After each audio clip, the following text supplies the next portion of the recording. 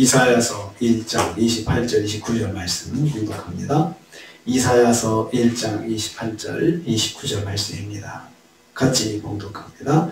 그러나 패역한 자와 주인은 함께 패망하고 여호와를 버린 자도 멸망을 하리라.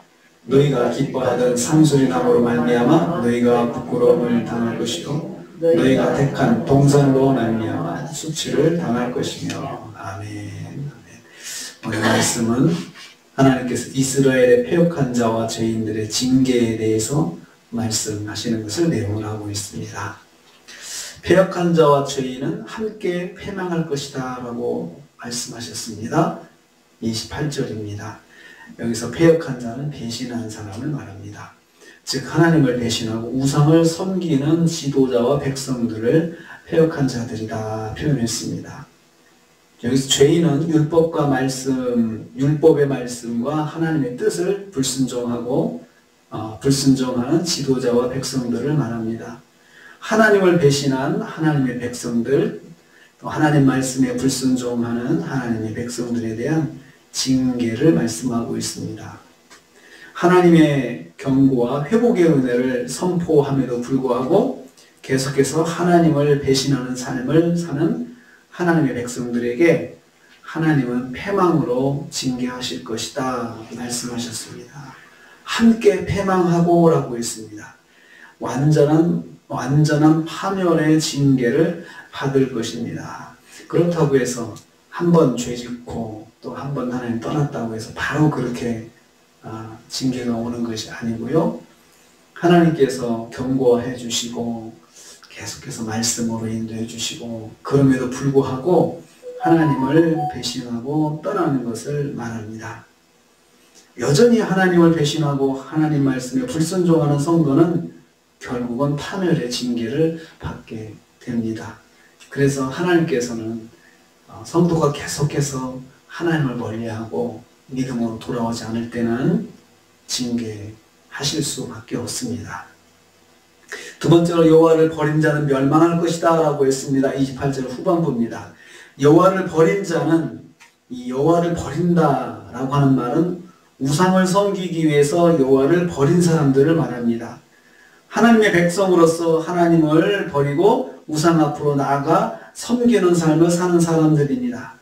여기서 버린다라고 하는 말은 거리를 두고 멀리하면서 절대로 가까이 하지 않는 것입니다. 거리를 두고 멀리하면서 절대로 가까이 하지 않고 하나님과 철저하게 거리를 두고 있는 것입니다. 하나님을 완전히 멀리하는 삶을 사는 사람들입니다. 이런 성도를 패망과 멸망으로 징계하십니다. 패망한다라는 말은 깨뜨리고 분쇄한다는 뜻입니다. 그러니까 완전히 깨뜨려 버리신다, 부셔버리신다는 거죠. 하나님께서 완전히 부셔버리신다는 뜻입니다.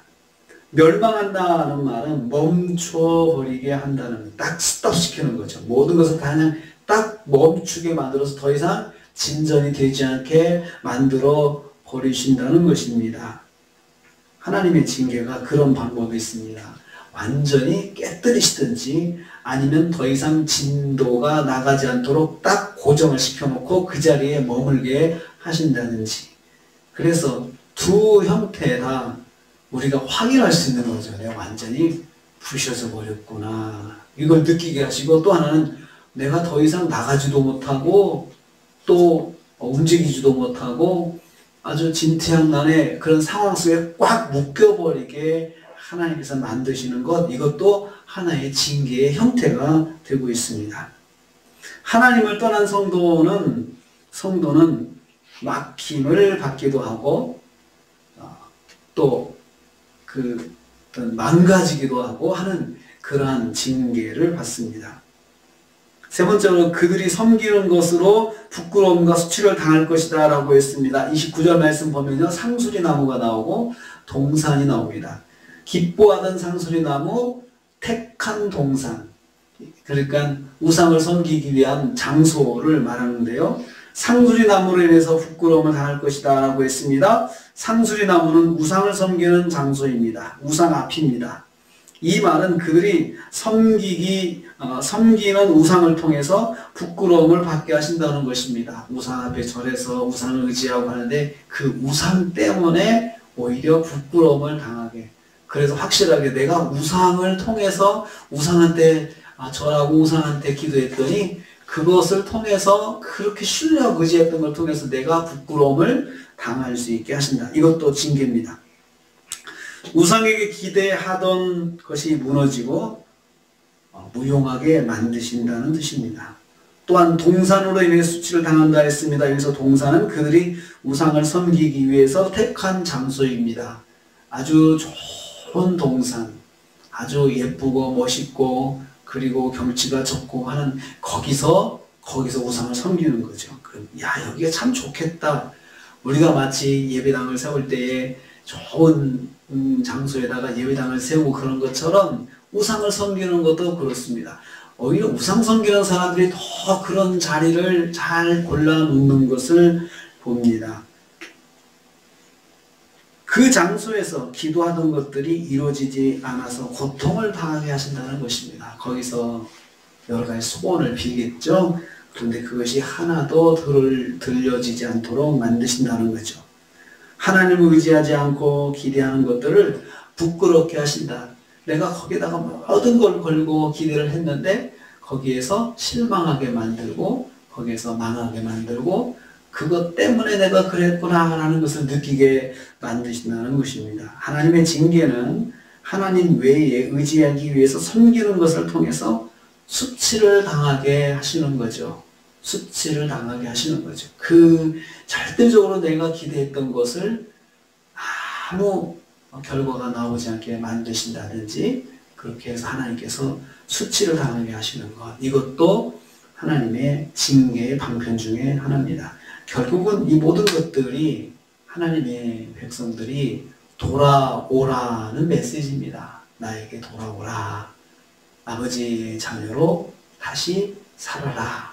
이러한 것들을 말씀하시기 위해서 어떤 때는 정말 그 사람의 인생 자체가 다 무너지게 만드실 때도 있고 또 더 이상 진전이 안 되게 막으실 때도 있고 또 어떤 때는 내가 의지하는 거 그것 통해서 부끄러움을 당하게 창피를 당하게 만드시는 그러한 것들이 다 하나님의 징계의 방편입니다. 징계는 그래도 하나님께서 우리에게 소망을 주시기 위해서 징계를 하시는 것이지요. 그런 일이 없었으면 좋겠습니다. 하나님께 징계를 받아서 다 깨지고 부서지는 그런 체험을 하지 않기를 바랍니다.